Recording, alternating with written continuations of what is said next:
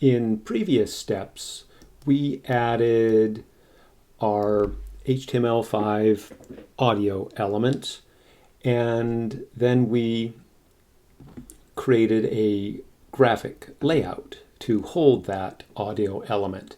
Now, what if you wanted an audio file on your or within your project, but you didn't want to see the player? All you wanted to be able to do was turn that audio on and off.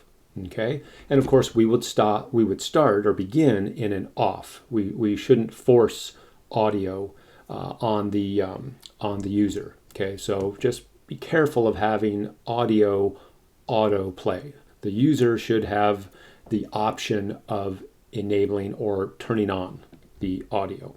All right, so let's look at adding an audio file without showing the player, and then we'll use a graphic. So let's just say we wanted a graphic right here, roughly.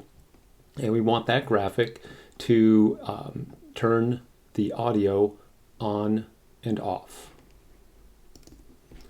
Okay, so let's go over to our code, and we are going to add our button and our audio right here, right before the audio in the previous example began. Okay, so let's go ahead and we'll start this by adding a div.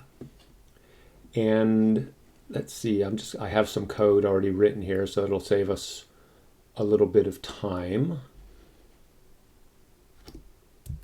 So let's go ahead and get this tabbed over. And then we'll close our div. So we have a div element. We're going to add a class. The class will be play pause the audio. And we need to make sure this div element closes. Like so. And then we'll space this back. Now I'm going to move or open this window up so we can see that we have our div with our class, and then inside we have an image, and this image is basically going to be our button. And then this second image is going to be a button, but it's going to be an animated button. So I'm just going to use a GIF file. So you'll notice this first one, I'm going to call this, this one's called audio sequencer stop. And then the second button is audio sequencer play.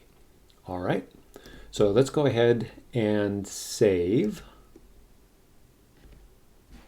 And we'll allow our CSS to be seen again, and we'll add our class, our rule, which will style this div, which we just placed with our two images. And then we'll take a look and see what they look like. So I'm going to find astronaut. Okay, because that's this div right here. So I want this style to follow astronaut, my play pause audio. So let's just scroll down. We'll place our rule right here. Okay, so we're going to absolutely position our element. We're going to have some top and left position, and then we're going to set a width and a height. And I believe this graphic happens to be about 32 pixels tall and wide.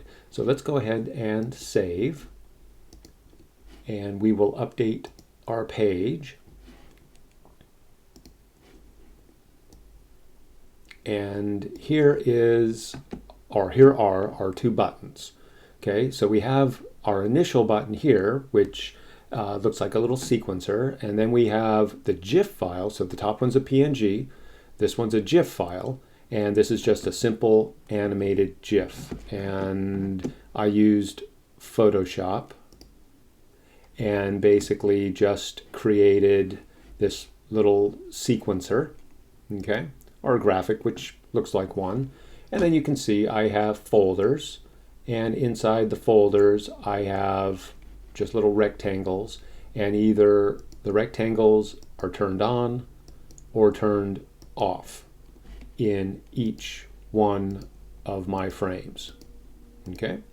And when we play our GIF file, we're just going to get this little animated sequencer. So the idea is, while, let me go ahead and stop this, and we will go back.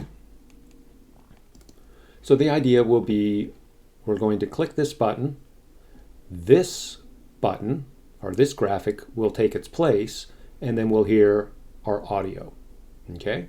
So we're going to work on that part next.